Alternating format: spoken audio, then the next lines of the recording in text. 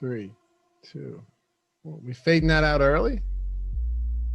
All right, we'll fade it out early. We'll jump in here on the NBA Strategy Show. What is going on, baby? It's time. Finally, the NBA Finals are here. We got Millie Makers in play today. That's how big of a thing this is. I'm Dave Loughran on the Twitters at Lofty_D. Hit your boy up. Give him a follow. Say hello while you're over there as well to Josh Engleman at Josh Engleman joining me once again. We're running this season out till it's over. Hopefully we can go 7 here between the Bucks and the Phoenix Suns. I'm pumped, man. We did a little baseball yesterday. Kind of fun, but back to basketball today. I cannot wait personally for the NBA Finals. Just monster contests. I mean, you could tell where the real enthusiasm comes from when it comes to DFS this time of year. I could not be happier for the NBA Finals at this point in time. I'm going to really miss basketball for the next couple of months. It is the offseason of the NBA, the transactional piece, the draft, free agency. I do live for that, but I just like talking about basketball every day. And for 2 or 3 months, we're going to not be able to do that. So I'm going to relish the opportunity to talk about it today. I hope that we go 7 games just so that we can talk about it as much as we possibly can. We'll see where we end up there, but I don't want this to go away, man. I want to keep talking about NBA. We're having a good time doing it. Yeah, we're having a great time. And thanks to you guys for watching this and hanging out every single day over the past, dude, it's been like 7 months now. Yeah, almost. It's been a really long time. It's been almost 7 months. And that's kind of the great thingってthis is going to be a slightly abbreviated postseason. Right, so they can get back on track for next year. So the NBA Finals is going to run through what? What do we have? Like at least what do we got? 2 weeks? Mid-July. Mid-July? Yeah, 2 weeks basically. Yeah, it's If it goes 7, obviously. If it goes, well, of course. I'm saying just assuming it does. We get through mid-July. You only have like 3 months off. Okay. Yeah. And then the great thing is, you have what? July. Let's just say like July 15. I don't know the actual date. I could look up what the tentative schedule for Game 7 is, and maybe you could do that right now just so we can see. Game 7 is July 22nd. Oh, really? So it's today, Thursday, Sunday. Okay. And then Wednesday, Saturday. Oh, so we only get 1 game to talk about next week? Yeah. That sucks. Well, you know what? I think that we should probably treat Saturday like it's Friday next week. But if we're going to have an on-air production meeting right now, we should just work Saturday. It might not be the worst idea, to be honest with you. Yeah, I'll have to cancel any plans I have for Friday. I don't have any yet. They just kind of pop up. You know what I mean? Right. But like if there's nothing going on Thursday and Friday, we should probably just do the whole normal stuff on Saturday. You're probably right. I don't disagree with that. Maybe I can get off like a baseball show at some point in the middle of the week. Right. Look, I mean, there's not that much basketball to do, so we got to do something.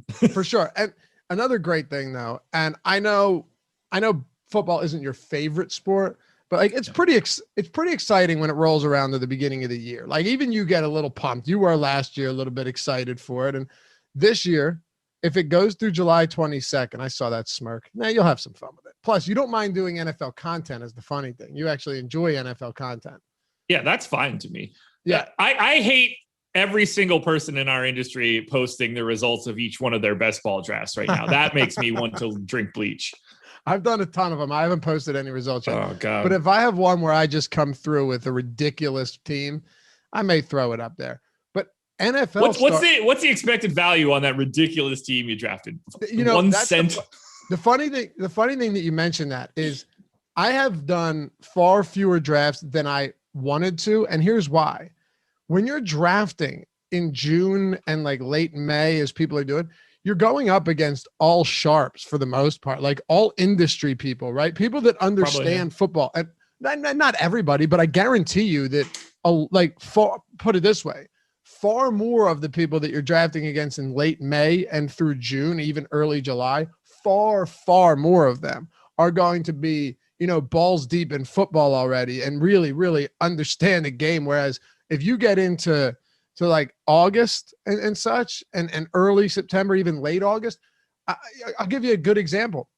Look at how much softer the DraftKings best ball drafts were last year towards the end where people maxed them in like June and July. Granted, I understand DraftKings ended up giving out, remember, a free ticket to everybody. But even so, there's no doubt that a lot of people, a lot of like really sharp people had already maxed out their entries by July, by June.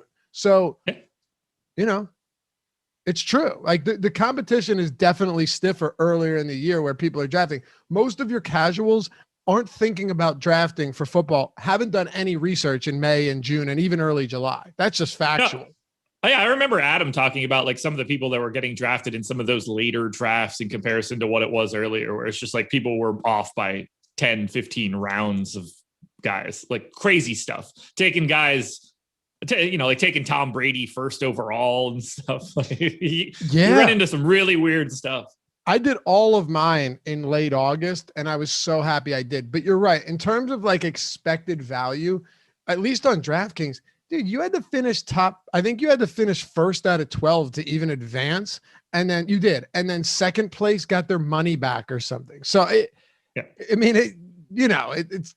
it's awesome. I love it. And I'm going to keep doing it. But yeah, the expected value on them, maybe not great. But what I was going to say as I digress here, week 1 of the preseason is really not that far away. Like the Hall of Fame game, which no one really cares about, but it still gets me kind of excited.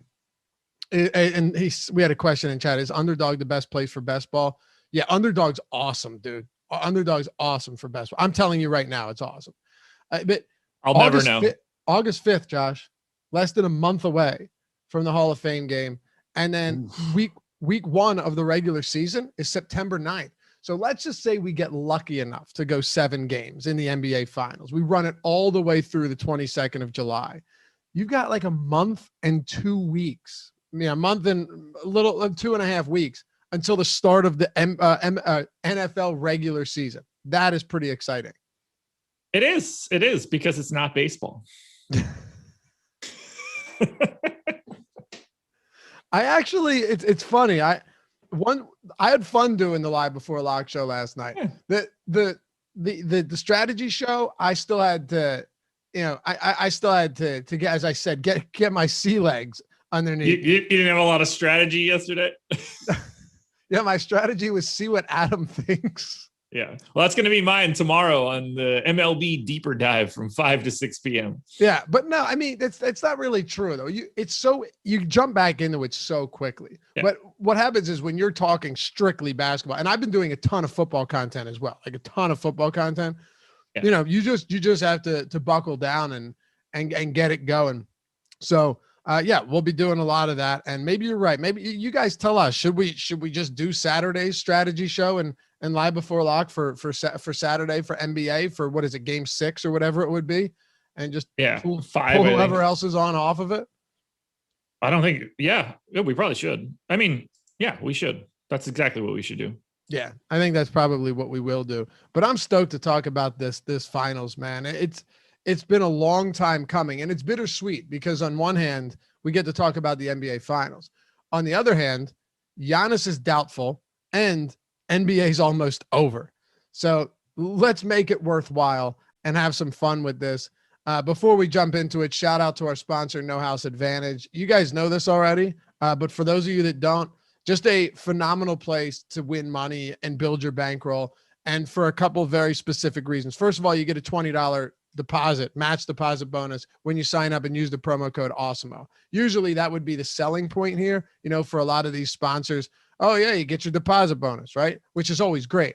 But really when it comes to No House Advantage, over at Awesemo, we have free tools every day of the week. The player prop projection tool, the optimal lineups tool, all of that stuff is always free. It's giving you an immediate edge that you don't have to pay anything for. You're not buying tools for No House Advantage. It's a peer-to-peer player prop platform, tournament style contest, right? Just as it would be anywhere else, except instead of salary cap, instead of these players having specific salaries having to stay in under the $50,000, $60,000 cap, you're doing props. You're putting the ones you like at the most, you're most confident at the top. They are rewarded the most points. The ones you're least confident at the bottom, they get the fewest amount of points.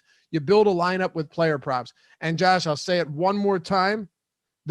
I'd say even bigger than the tools, even bigger than the promo and all of that is the fact that they don't ever change. Some of these other spots, some of these other player prop sites, they change the odds throughout the day, throughout the week or whatever. When these drop, they don't change. So no matter what happens, like if Giannis was probable today and then went to doubtful, those are static props. They do not move at all on No House Advantage. Take advantage of that. Oh, they are treating it like Giannis is probable. Go check out Bobby Portis's rebound prop for today. Over under 4.5. And just an instant hammer spot. Put him in the top spot. Now, granted, are a lot of people going to have that? Yeah, a lot of people will identify that. But what do we say? Don't give too much credit to the field around here. People will miss that. People will miss other props too. And there will be people that don't have that prop. Oh, absolutely. And another thing to consider too is it's not just like the obviously glaring Bobby Portis props, but you know, if you're projecting it with Giannis in, there are going to be other trickle down effects that kind of ripple out to the rest of the lineup and maybe even to the Suns as well. Those are spots you can take advantage of that other people might not be seeing. Absolutely. Absolutely. I have a Suns one in particular for today that was on the breakfast menu, which will be out a little bit later today. That's our side of No House Advantage. You can't beat that. I like it.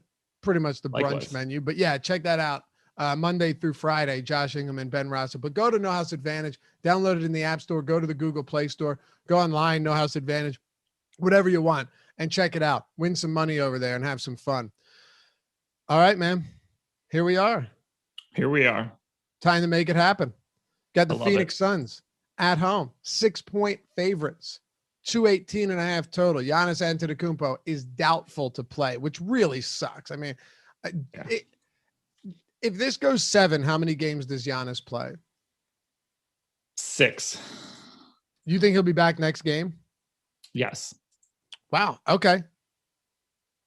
All right. 5 feels like a safer answer, but if you're asking me, I say he plays in game 2. Okay. So that could be significant if Milwaukee, especially if Milwaukee wins today. A little bit of a series preview here before we dive straight into the plays, because this is what we do. I want to ask you right now, what I know that you have Chris Middleton to win the MVP. Now, was this immediately after the Giannis injury that you got that bet in? Before. Oh, so the odds are astronomical on this one. He's 27-1 in my bet. He is plus 500 right now. Okay. So you're already getting insane value there. Yes. What's your you must have a nice cash out option on that one. I have no idea. Never looked. Okay. Without saying it directly, what book is it at? DK. Okay. I like what you did there. Can you pull that up and tell me what you don't have to tell me the exact numbers, but like the percentages on your actual bet to your cash out? I have no idea. I can't say what I have to do on this show right now to do that. I forgot. My fault. My fault. You have to activate something first. Yeah, I do. I can't do that in the middle of the show right now. I got you. I had the Joel Embiid MVP prop that was like plus 700 and moved to plus 150. Yeah. And I cashed out on that right when I saw that injury. I went in there before they pulled it and cashed out at like 2.5 times my money, which was solid because he did not win the MVP. But I would imagine at 27-1 to now, would you say 5-1? Yeah, 5-1. Yeah. And by the way, for anybody from DraftKings that is listening right now, I just can't open that many tabs. My computer gets really slow. Everyone's tuning in for sure. Yeah. I was just very curious to know what it was. It's got to be a significant cash out. I'm sorry for blowing up your spot. I had no idea, to be honest. No worries. You're fine. But let's talk about where you see this series going. You right now are under the assumption, or you're assuming that Giannis is back for, let's just say, at least 5 games, right? We'll be a little bit more conservative here. Do you see this series going deep? Yes. I don't see how it doesn't. But at the same time, the Bucks, the Hawks, the Suns, the Clippers, some of these teams have just been really difficult to predict this season. How do you read this one going tonight between Milwaukee and Phoenix? Do you want it all right now? Do I want all of what? Well, everybody will understand it. I'm liking the Bucks tonight. I don't think anybody's going to be surprised by me saying that I like the Bucks tonight, but I like the Bucks tonight. I like the Bucks for this series. Do you like the Bucks outright tonight? Yes. Really? Okay. Yes. Why? Here we go. I mean, that's the biggest question here. You can't just tell me you got to tell me why you like the Bucks tonight. Who's better defensively, Drew Holiday or Chris Paul? I guess it depends which version of Drew Holiday we get, because this whole postseason defensively. Who's better defensively, Chris Paul or Drew Holiday? Yeah, it's true. Okay. So Drew Holiday, higher estimated plus minus this year. Same true shooting as Chris Paul. Same 3-point percentage as Chris Paul. The big difference between the two is Chris Paul's assist rate. Same steal rates. Drew Holiday blocks a couple more shots, but they were basically equals in plus minus this year. I think Drew makes up for Chris Paul's creation with his ability to defend. I think they're equals. In terms of the NBA for right now, I think Drew Holiday and Chris Paul are equals. Is that an outlandish stance to take? Nah, you're saying equals like overall they're equal. In the aggregate, I think Drew Holiday's defense makes up for the slight nod for Chris Paul's creation. I don't think that's outrageous. No, I don't. I mean, if you were to put Chris Paul or if you were to put Drew on the Suns, yeah, I see what you're saying. But the only thing about Drew that concerns me, and I guess it's to some extent anecdotal, he's been on some teams that had some good players and they just never managed to go anywhere, Josh. Like he's been on teams with solid players, and they just haven't been able to get the job done. I mean, what was the one team? Was it Drew,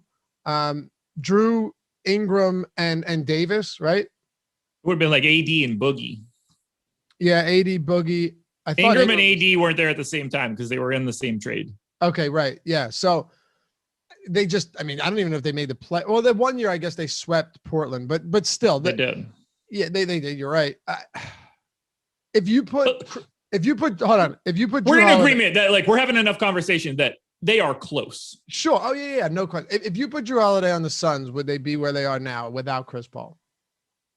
I don't think that either team would be better by making that switch. Okay.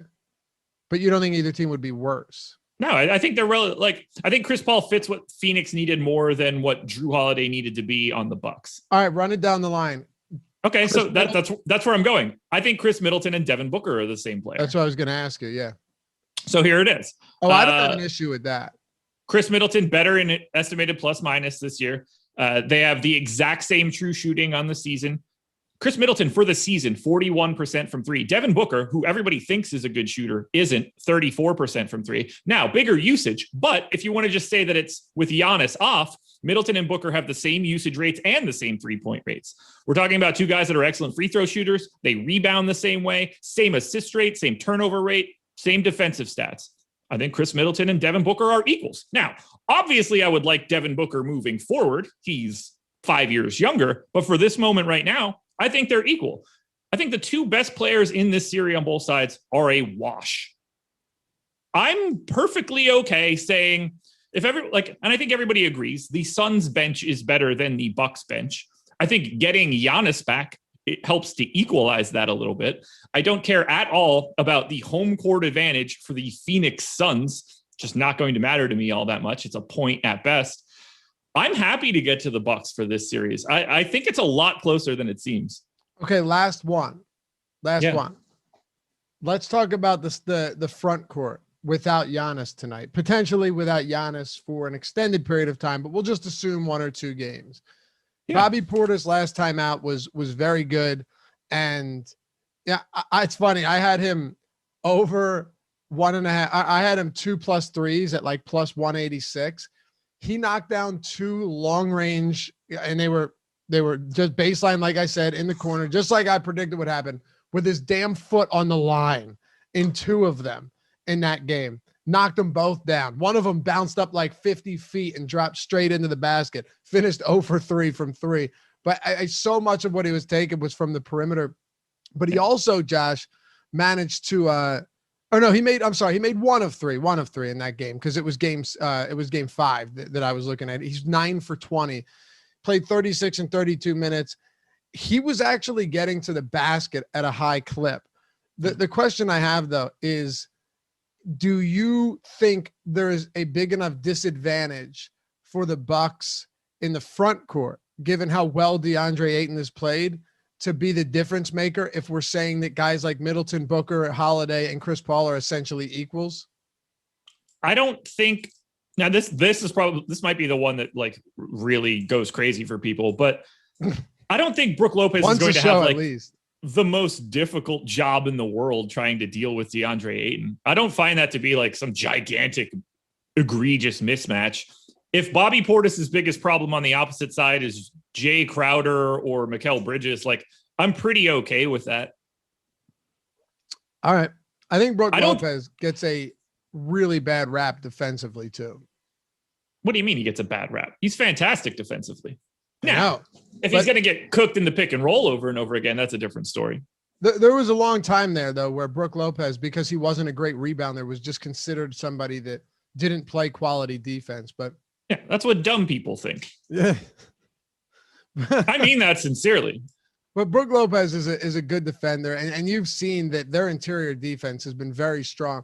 So, okay, you don't just have the Bucks competing. You have them winning outright tonight. All right. I do. Okay. Very interesting. Very interesting statement to make there.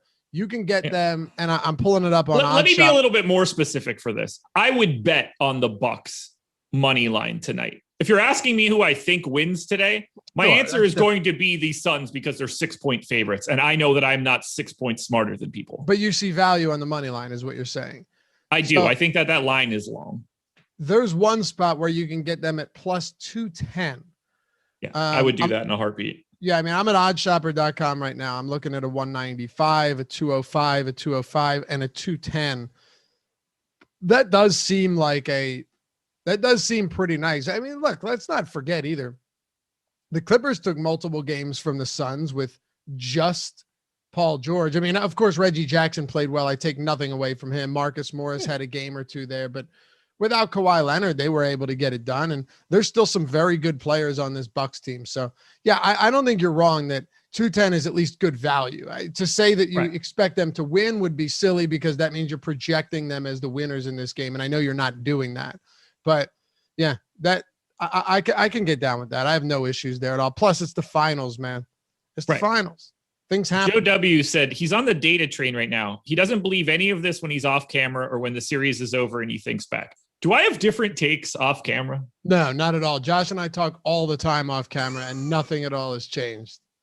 No, nothing. I don't, again, this is just like we give the wrong picks in DFS. I do not have the energy to have two different standpoints on things. That sounds exhausting. Who did you say said that? I don't know. Joe W. Okay. Yeah. He's calling for a gentleman's sweep. They lose the first one, then the Suns roll them. Well, see, I would look at that much differently. If that's the case, if Giannis is expected back, I don't want to be the guy betting on 4 straight Suns wins if Giannis comes back in game 2 or 3. That to me would be. If the Bucks win this game, they're probably the favorites in the series moving forward because we think that Giannis is coming back. Yes. If Giannis, yeah. To think that it goes Bucks win, Giannis comes back, Suns win 4 straight is a way bigger hot take than anything that came out of my mouth. What do you think the line would be at today? What do you think the spread would be today if Giannis was active? It's 6 right now. 2.5. Okay. Yeah, you're probably right. So basically a neutral floor pick 'em. Yeah, I think so. Something in that area, maybe 2.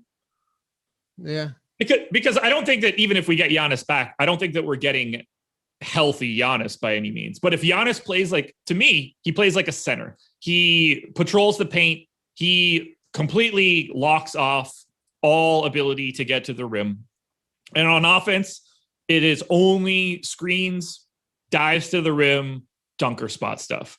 The amount of creation that he's going to do at that point in time is going to be very minimal. All right. Yeah, Stephen Leibowitz nailed it. If I said something different off camera, you would call me out in a heartbeat. Oh my God, yeah. Yeah, and I would take immense pleasure in doing so. Yeah, no, I don't. What I say is exactly what I mean. Jordan's got OddsShopper pulled up for the finals winner under our team futures tab on OddsShopper. By the way, everything on OddsShopper is totally free. You don't have to pay for anything. It's an awesome site. At a couple of these, and I think what'll happen is the books will show up that are available in your state, I believe. So, I'm not sure. Maybe I'm wrong, Josh. Maybe I'm wrong. No, everything shows up for me. Does everything show? So why does Jordan? And none of those are available to me. Wink, so why wink. does Jordan only have 2 shows? I don't know. I don't know. But, click the check boxes next to the sports books if you need to add them. I have them all. I have them all, and I can't use any of them. Yeah, that's probably what it is. Let's see if he. No, he only has 2 options. I don't know why. But wait, what are you on? You're on the futures? Then it's just not pulling in correctly. If you go to like the points props, you'll see every book. Yeah, that's true. Yeah, I would assume maybe some of them just don't have it. Let's see.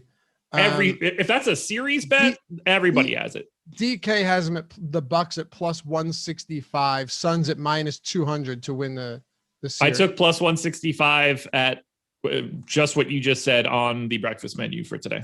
Okay. Yeah, I like that. But that line right there shows that Giannis should be expected to come back for sure.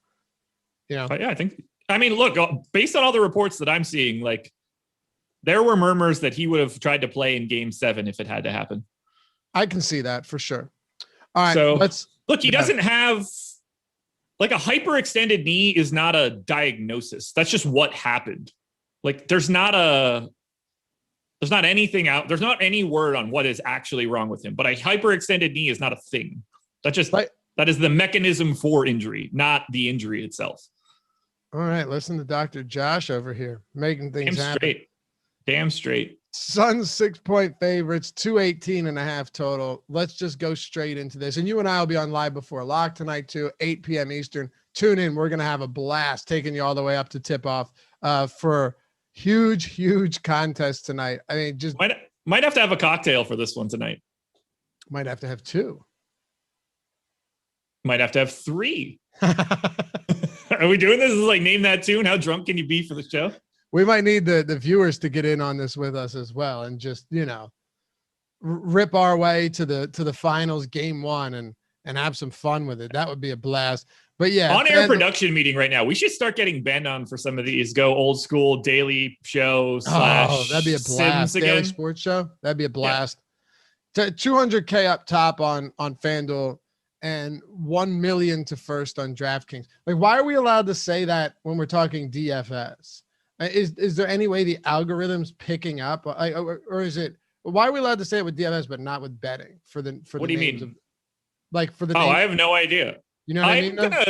I have no clue. One's gambling, one's not. Right, but like the real differentiation there. It's not an algorithm picking up on that. Certainly not. Oh, I'm sure it is, man. The entire world is just they're everything that we say is going through some YouTube computer, and they know it. The moment it comes out of my mouth, they know it. You're probably right. Hey, let's do this. Make it happen, and hit that thumbs up for us. We're at 76. We got 24 away from 100. 375 people watching on this wonderful Tuesday morning. Got a heat wave out here in the PA area again. Going to be 95 degrees today. Feel like 105. Brutal. But hey, hit that thumbs up.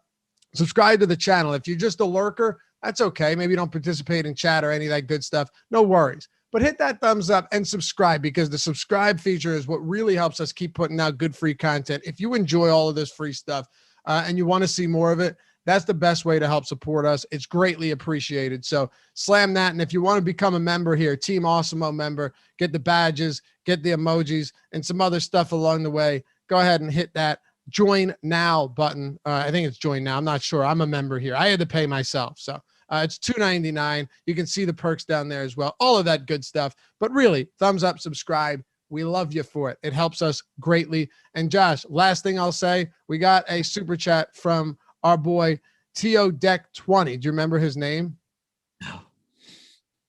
No? His first name ends in Deck. That's for sure. It was... I'll think of it. Morning, fellas. Makes me feel like a real piece of garbage, though. What?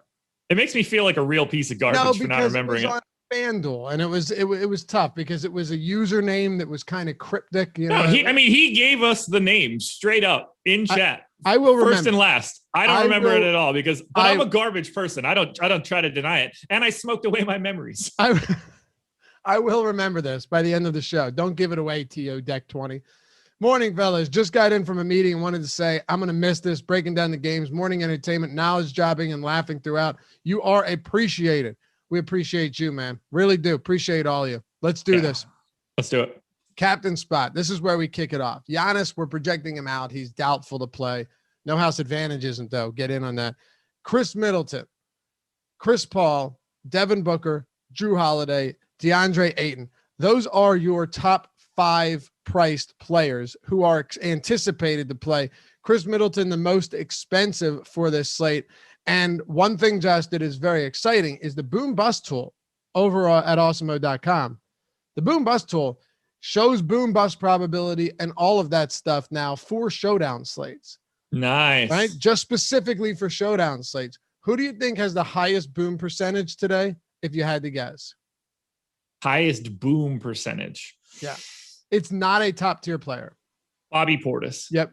Got it. I figured you would get that, just given the salary and everything. Who do you think? I won't even ask that. Bust percentage is kind of difficult, but yeah, it's Bobby Portis, followed by Drew, Ayton, Middleton, and Booker. So let's dive into the top tier players. Talk captain spot, MVP spot right here on the Strategy Show. Let's do it. Unquestionably, to me, the number one captain option today is Drew Holiday. 9,200. So you get a $1,200 savings on Middleton. He's cheaper than Booker. He's cheaper than, or not cheaper than, he is cheaper than Booker, cheaper than Chris Paul. Drew Holiday's numbers with Giannis off the court in the playoffs are staggering. And I feel like no one else is trying to deal with the fact that it's happened. Like, I want to make sure, let me get my tab here because I still have it open. Drew Holiday, in 192 minutes with Giannis off the floor in the postseason, is averaging 1.33 FanDuel points per minute. And he's not shooting well. He's shooting 27% from 3.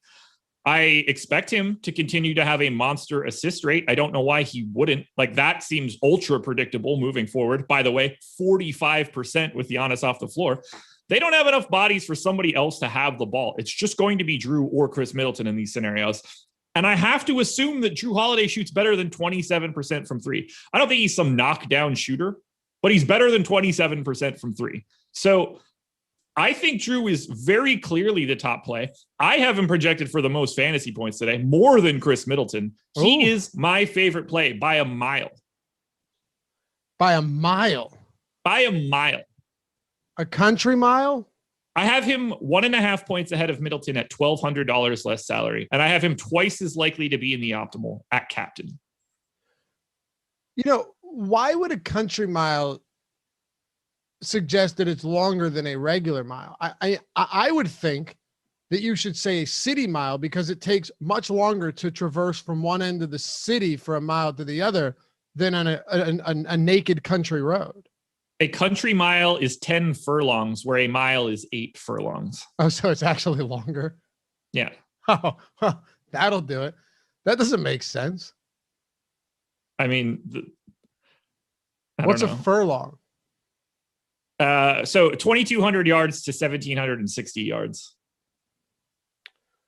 Well, I stand corrected. Oh, here we go. The idea behind a country mile is the fact that most country roads are not in a straight line. Instead, roads in the country tend to meander up and down and all around. That makes it seem as if a mile in the country takes longer to cross than a straight mile in the city.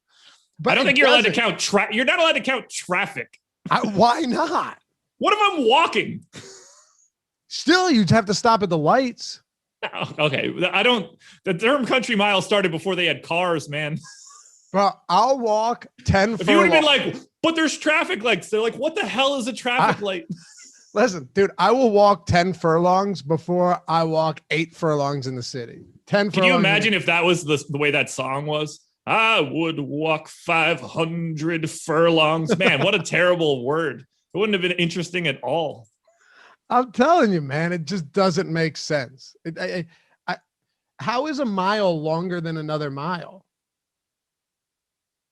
Because we're not talking about as the crow flies. We're talking about furlongs. No, that's just another that's like saying kilometers. We were just talking about a measurement of distance. Joe W., you guys didn't know this. Laffy is blissfully ignorant. Yeah, my apologies for not knowing the miles measurements in furlongs in the country. I mean, you should be. You should apologize to everyone for that, just to be clear. Googled that. You didn't know that. No, I didn't. I didn't know that a country mile was 500 yards longer than a regular mile. No, I had no idea. No one did. I would think that my logic was actually sound on that. City mile would be much more difficult to traverse. Hey, listen, it's not a big deal. No. Your stance is out of control, preposterous. I appreciate where you're coming from, though. Okay. Yeah, I mean, you can at least appreciate the attempt, right? Yeah. Okay. I guess. So you have Drew Holiday just a city mile ahead of everybody else. No, it's a country mile. I actually want that extra 500 yards. You do want that extra 500. So you're I think that is a very important distinction. What is Drew Holiday is 500 yards ahead of Chris Middleton today. What do you have his optimal lineup percentage as? We are the dumbest people on the planet. 86%. Not even close. 86% on DraftKings. Oh, really? Yeah. Wow. Okay, that's 44% at captain, 42% at the flex. Wow. Yeah. Wow. It's the price. It's the price. The guys that he's competing with, I think he is better than, and they're more expensive than him. So it makes it really difficult to want to get to someone that's cheaper than him. Yeah, that's kind of a good point too, because when it comes to Holiday, like everyone looks immediately to Middleton. They should be the same price at least today. Yeah, I completely agree. Now, Chris has been playing better than Drew. That's for sure. To me, they're the same fantasy performer in the regular season. I have Drew at 1.09, just neutral. I have Chris Middleton at 1.08. But based on the stats, the monster assist number is really what's pushing Drew Holiday forward. In these couple of games, though, that Giannis has been out, I wouldn't look at Middleton and say that he's played markedly better than Holiday by any stretch. I mean, he's been better than him by 500 yards with Giannis off the floor. 1.33 FanDuel points per minute for Drew, 1.30 for Middleton. But they're separated.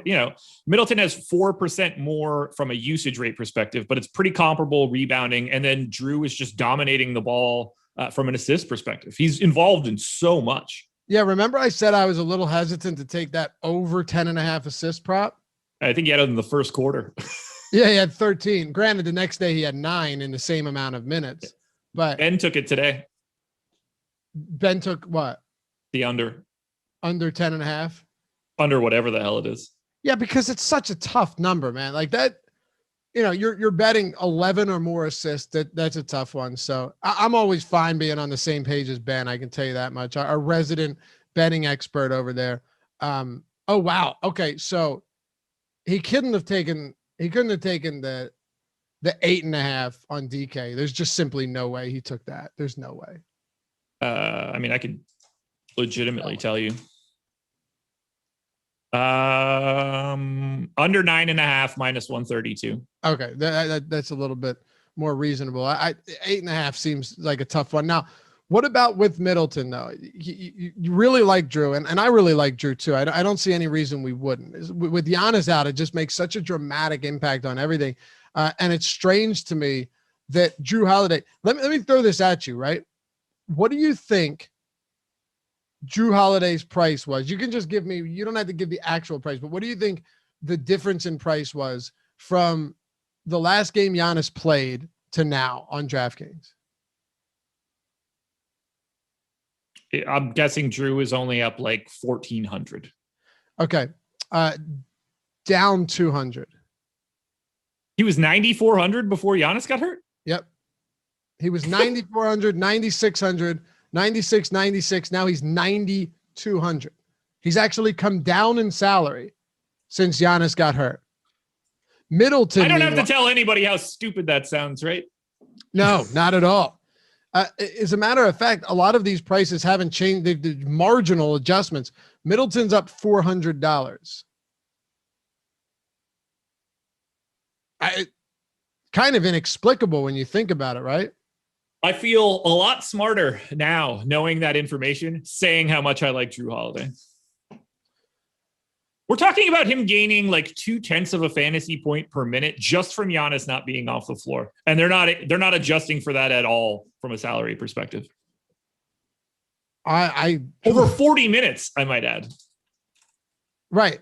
I mean, we're talking about 8 additional fantasy points projected to Jrue Holiday just by him being on the floor without having Giannis there. Right. And that's under the assumption that he plays what, 40? I got him in for 42 today. Right. He's played 42 in back-to-back 40 games. Works. 3 of his last 4. The only one of his last 4 were, the only one, matter of fact, wow. Of his He's last played 40 plus 6 of 8. 6 of 8. But in the ones where he didn't, they won by almost 30. And then they got smoked and he played 38. So if this game's competitive, Holiday's easily playing 42 plus at this point. I'm pretty confident in that. It's the finals. Correct. What are you doing with the rest of these high price guys? I know you like Holiday, but we got to get into the weeds a little bit with Middleton, Paul, Booker, Ayton, and then we can talk mid-range and value. I think that Booker and Paul are both going over-owned in the captain spot. I thought Paul was going over-owned in the captain spot in that closeout game, and then he had arguably the best game of his career. I think the same scenario is going to happen again today, and I'm going to go under those marks. So I don't get the sense that I would have much Booker or Paul at the MVP spot. If I were going anywhere, I think I would go to Ayton. I think he's the guy most underrepresented at the captain spot, but most of my exposure is going to go to Jrue Holiday in the captain spot. Ayton probably second. Middleton is second. Ayton would be the guy that I like because I think he's underowned. The mid-range is always kind of interesting because it's the finals and you're talking just like straight non-stars, some of them rotational players like Bobby Portis, but now in the starting lineup, getting a ton of minutes. Brook Lopez being another one who just kind of was forgotten about with that first game without Giannis. Not forgotten about, but everyone talked pretty much everywhere else and kind of circumvented the fact that Brook Lopez can still score.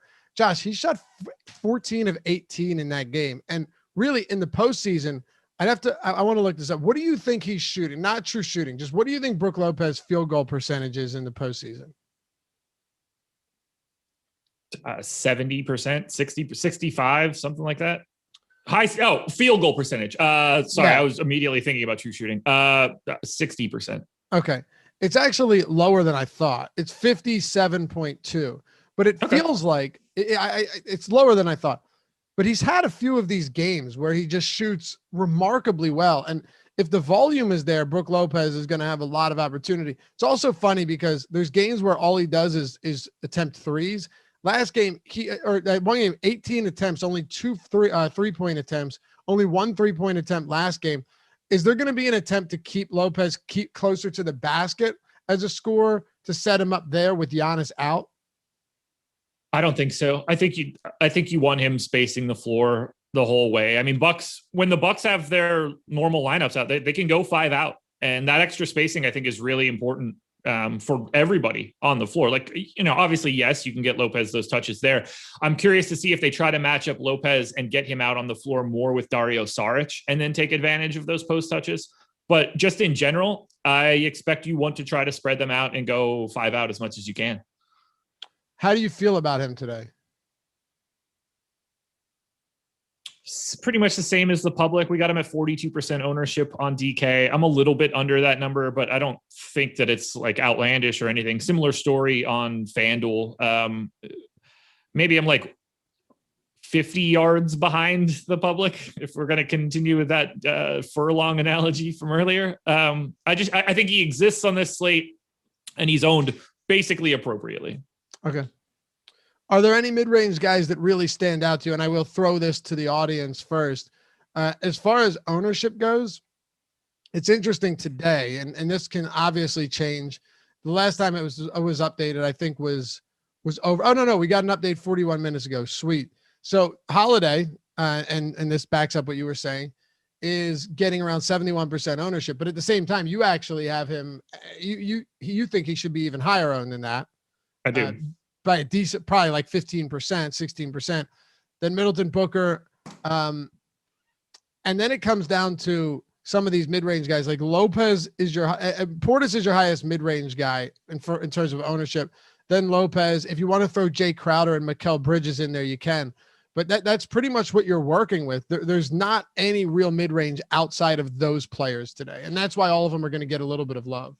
Yeah, Portis is the guy that I think is pretty clearly the best mid-range guy. I think he's properly owned at 59%. I don't really have a hot take there. Crowder and Bridges, it's hard to want to take both of them. I think their mid-30s ownership is, again, spot on. I would keep an eye on Pat Connaughton's ownership. If Bobby Portis isn't getting there from a minutes perspective, it's probably because they're going smaller with Connaughton. Like, to me, that's the only switch that they're able to make where minutes can be up in the air. It's not like Drew Holiday or Middleton are coming off the floor. I guess in theory that it could be Lopez, but I don't think that's going to be a problem so much in this series. I'm not a huge fan of where I have Connaughton projected right now because I have so many minutes going to Portis. But if I pitch those guys closer together a little bit, I think you could get there on Connaughton. It's not something that I'm doing right now. It's not my plan of attack currently. So I will be behind the 8 ball for that if it happens. Where do you think the Bucks and Suns rank in defensive rating this postseason? First and second. You knew this already. I did. First and second. Bucks first, by the way. Bucks first in defensive rating. Suns second in defensive rating. Kind of interesting there. I think it's not a shock. Don't get me wrong. It's not an absolute shock. But I do think this is going to be one of those games where maybe you see a lot of unders hit, Josh. It's so tough to say because both of them have electric scores like Devin Booker and even Chris Paul is very capable of going up, but he's got Drew Holiday to deal with as well. The 218.5 with how well these teams have played defensively in this postseason is a really interesting number for me because you're obviously taking into consideration two things, right? You're taking into consideration defensive rating and then just style of play, but also pace. And they've averaged both around 97 possessions per 48. That's also pretty low. If that were in the regular season, that would be one of the lowest numbers in the entire league. Absolutely. Yeah, I'm really happy that I knew that first and second.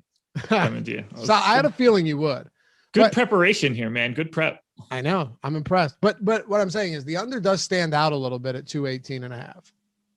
I agree. I think the variance on this type of series is pretty high because the Bucks are going to gun threes. There's going to be days like I think the number works, but I think the extremes are really interesting because I think that I think they're more likely to soar over or bury the under, just given the way that I expect the game to roll for the Bucks. Like there's going to be a day where they're 7 of 40 from 3, and then there's going to be days where they're 20 of 40 from 3. And those sorts of swings on what is essentially randomness will be really big when both teams are fantastic defensively.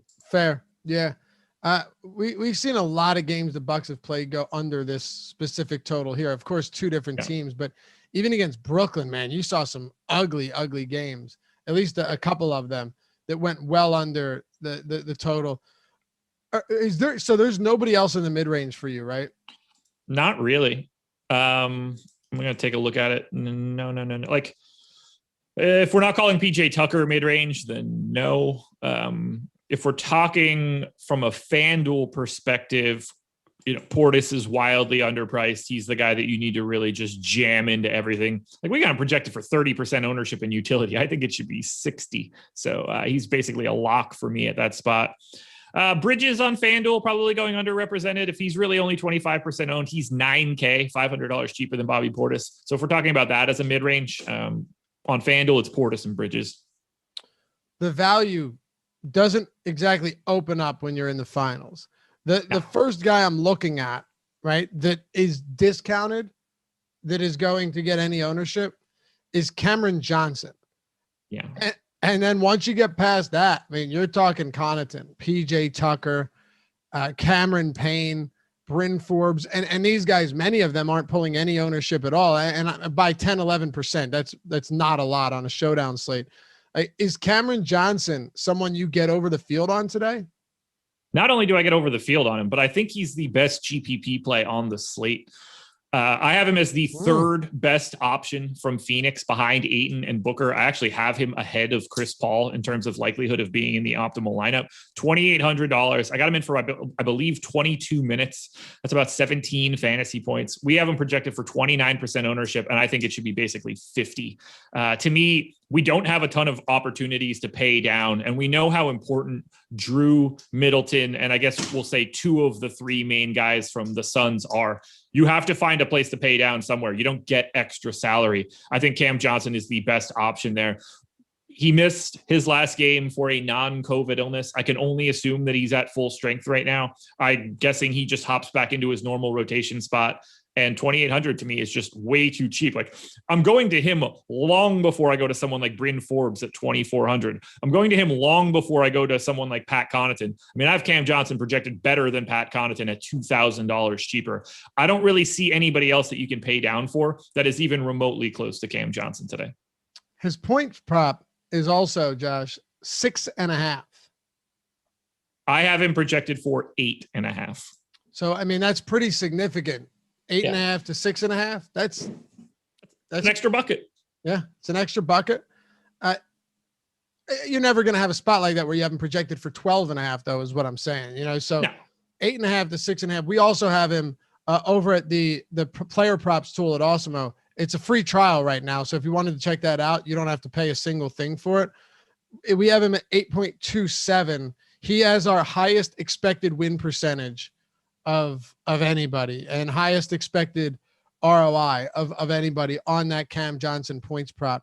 So that's pretty nice. Does it always worry me a little bit when guys like this are shooting so well, and the fact that 68% of his field goal attempts have come from beyond the arc this postseason? Yeah, I can't say I love that, right? Because he's a low volume shooter. But I still think over 6.5 is pretty nice, assuming he's healthy, and it appears that he is perfectly healthy going into this one. But what about the rest? Go ahead. No, go ahead. You're good. What about the rest of the value? Like, what do you do? I mean, you have to take some shots. I mean, PJ Tucker for 4,400 looks solid to me. Saric is worth like 10% as far as I'm concerned, but like Abdel Nader at 1,200, I don't love it. Torrey Craig is already 3,800. Absolutely not. Campaign at 4,600. It's not something that I'm all that interested in. Thanasis at the flat minimum, probably not. Jeff Teague at 1,600, not really for me. I'm just going to go to a lot more of that 4K range, whether that's Tucker or maybe taking a shot at Connaughton. But for me, it's just going to be that much Cam Johnson. All right. You guys know too. All these tools we talk about, find them at awesemo.com/join, whether it's ownership, player projections. I believe we got some free stuff today that's usually behind paywall. Yeah, our showdown and single game projections for NBA are free today at the site. They're in front of paywall. But, you know, the boom bust tool we talk about so frequently, ownership for MLB, the player or the top pitcher tool, the top stacks tool, ownership, player projections for golf, for MMA, for UFC. Right now, the tennis, if you use the promo code tennis DFS, all one word, you get an entire month of our tennis product and tennis projections for $1 single, because we know you're going to love it and you're probably going to win money, and it's $1. So tennis DFS gets you that for $1 with Wimbledon going on. And it's just whatever you want to do, whether it's a week, a month, make a full investment, like an actual commitment, an actual investment into this. You could do the whole year for every sport. For one sport, we got football coming up. You can do an express pass for less than $5 a week. It doesn't matter what your budget, what your skill level is, how serious of a player you are. We got something for literally anybody. And the greatest part is, Josh can attest to this, you don't really have to know some of these sports to perform in them, as long as you know how to use the tools. And that's why we have the premium Slack chat with the office hours, where you've got the DFS pros answering your questions every day, helping you understand these and better further your knowledge, further your game along. You have the community in the Slack chat, all of that stuff. Use that in conjunction with each other, because there's going to be a time where you're playing a sport and you win money and you really you might not even know some of the players that are in your lineup. And that's not a bad, I know a lot of people are, purists. They frown upon that. But the truth is, Josh, when you're trying to make money, you don't really care about any of that. No, not at all. Look, if I think that I have an edge, I'll bet or play DFS for anything right. At all. Right. And with some of the products that we have, some of the stuff that we have behind the paywall for, we'll say sports in quotes, because some of them aren't like sports in traditional senses. We've got more than like anybody else does. And if you're coming into things with projections or ownership or whatever it is from our site, you're ahead of the curve for some of these more niche sports. I don't want to say that it's free money, because I'll never say that, but you got an edge on everybody else. All right. Yeah. Awesemo.com/join. Check it out. If you have questions, my DMs on Twitter are open. I'm happy to help you out with anything. Indulge me on this, Josh, and chat. I want to know from chat, and then we'll wrap this up with our optimal lineup. Josh gives it out or throws it up there at the end of every show. So we'll give you the optimal lineup for today. Granted, is it something you want to play in tournaments? Probably not, but it does give you a very good idea of what's going to be an extraordinarily popular lineup, even if you don't have our ownership projections. So entertain me here, Josh, and I want the audience's answers. I was thinking about this morning in the shower. Okay, so hypothetical question. You've committed. I can tell you what I was thinking about in the shower. Well, that was after. You've committed a heinous crime, okay? And in typical Ben Rasa fashion, instead of sentencing you to life, maybe even death in some states, the judge tells you have 3 years to do nothing but train for an Olympic sport. But you don't have to work. You don't have to do anything. You have to train 3 straight years for an Olympic sport. You can pick whatever you want. Summer, winter, Olympics, doesn't matter. Okay. But you have to qualify at the end of those 3 years. If you do not qualify at the end of those 3 years, off with your head or a life sentence. What sport do you pick? Curling. Curling? Really? Yeah. Snap answer. I would pick the middleman in a bobsled, and I would just work my lower body for 3 straight years. Wow, that would scare the shit out of me. What? You know what else scares the shit out of me? Being decapitated or being set in front of a firing squad. Yeah, that doesn't scare me as much. As bobsledding? Yeah. Do you think you could make the curling team? In 3 years, you do nothing but train. No. No? Okay. No. I don't think curling is a good answer. I think curling, I mean, if you're Canadian, if you're Canadian, man, like there's no way you're making that curling team. Like T.O. Deck, SF Army, S Fami. There's no way he's making that team. Table tennis is probably up there, but I would get smoked. You would. There's no way you make that. Can I do like rhythmic gymnastics where it's just like a bullshit thing? Yeah. Yeah. You can do whatever. You can do synchronized swimming if you want. Well, no, I don't want to do that. What else is stupid? Fencing would be fun. Can I change my gender? That's actually no, you cannot. Okay. No. Play like women's rugby or something. You cannot. Rudy Look says the answer is boxing. Oh, dude. Boxing. Change for 3 years, I would get my ass kicked in 30 seconds. I would get destroyed in boxing. Skateboarding's an Olympic sport. I skated for a long time, but there's no way. Dude, skateboarding, like freestyle skateboarding, no way. I've snowboarded my whole life. There's no way, even with that. I was thinking maybe the ski jump. No, I'd be too scared for some of that stuff. Yeah, but you die otherwise. Yeah, that's fine. Okay. That's fine. Okay. Yeah, I could also just not. What happens when I break my legs on the ski jump? Like, you're still alive. Yeah, I'd rather be dead. Okay. All right. Yeah, like I don't know, like beach volleyball. If I can transition, probably would be good. Equestrian, that's nonsense. Tony says archery. That's actually kind of interesting. If you have a steady hand. I don't.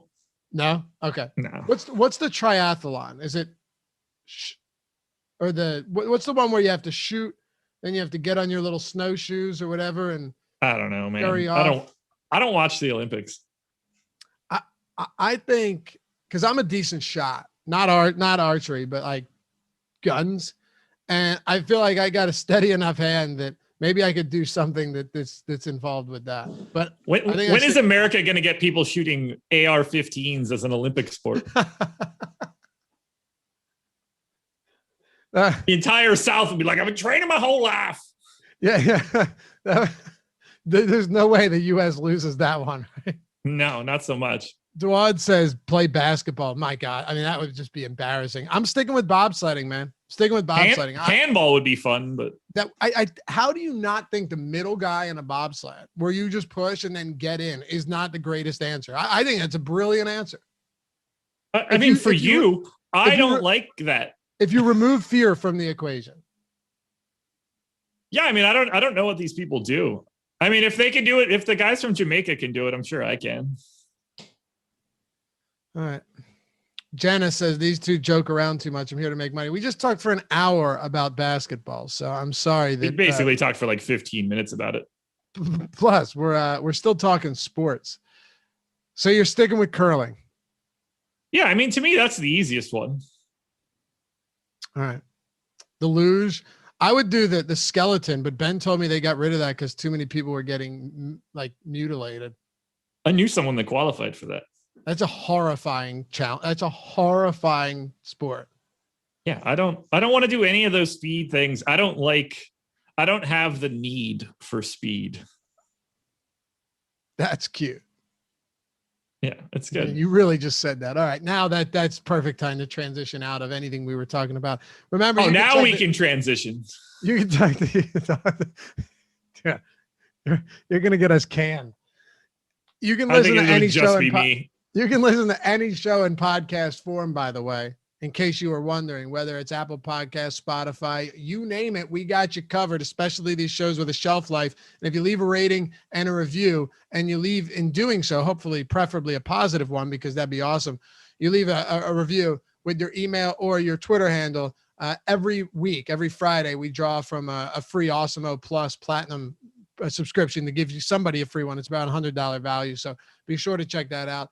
Josh, player prop time, baby. Let's make this happen, and then we'll wrap it up with our optimal lineup. I got one for you.